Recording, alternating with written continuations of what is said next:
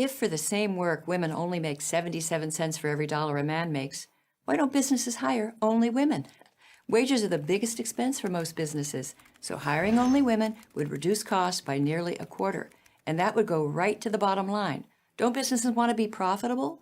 Or are they really just bad at math? Well, actually, it's the feminists, celebrities, and politicians spreading this wage gap myth who have the math problem. Here's why. The 77 cents on the dollar statistic is calculated by dividing the median earnings of all women working full-time by the median earnings of all men working full-time. In other words, if the average income of all men is, say, $40,000 a year, and the average annual income of all women is, say, $30,800, that would mean that women earn 77 cents for every dollar a man earns. 30,800 divided by 40,000 equals 0.77. But these calculations don't reveal a gender wage injustice because they don't take into account occupation, position, education, or hours worked per week. Even a study by the American Association of University Women, a feminist organization, shows that the actual wage gap shrinks to only 6.6 cents when you factor in different choices men and women make. And the key word here is choice. The small wage gap that does exist has nothing to do with paying women less, let alone with sexism. It has to do with differences in individual career choices that men and women make.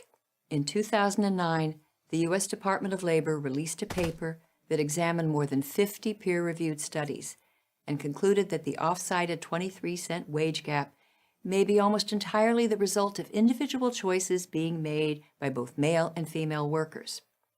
Well, let's look at some of those choices. Georgetown University compiled a list of the 5 best-paying college majors and the percentage of men and women majoring in those fields. Number 1 best-paying major, petroleum engineering, 87% male. Number 2, pharmaceutical sciences, 48% male. 3, mathematics and computer science, 67% male. 4, aerospace engineering, 88% male. 5, chemical engineering, 72% male.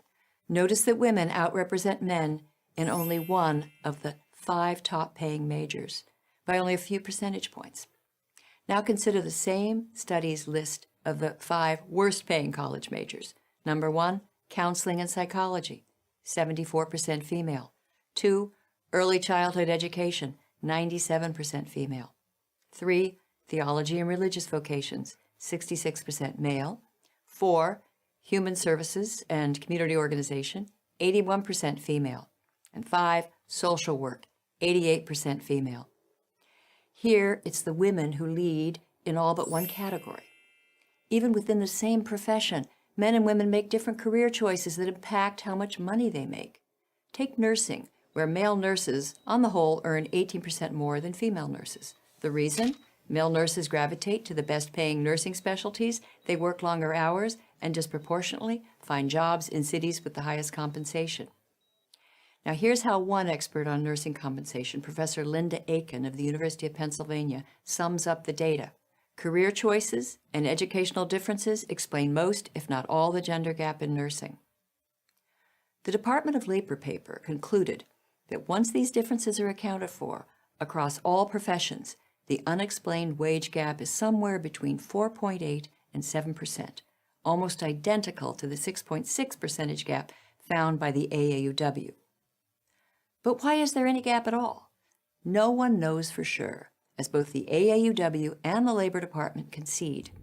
There are so many variables that drive wages that no single study can cover them all. Few wage gap studies control for variables such as dangerous work environment. Men are vastly overrepresented, for example, on oil rigs. And here's another variable. Men are more willing and able to work long hours without advance notice. According to Harvard economist Claudia Golden, even if 2 lawyers have the same education, same specialty, and work the same number of hours, firms pay more to someone who is willing to always be on call and ready to be in the office when the firm needs them, as opposed to wanting a more regular schedule. This isn't sexism, it's just common sense. With more realistic categories and definitions, whatever wage gap remains would certainly narrow to the point of vanishing. So it seems that business leaders aren't bad at math simply because they don't only hire women.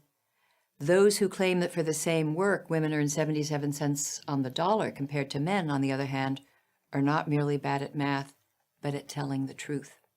I'm Christina Hoff Sommers of the American Enterprise Institute for Prager University.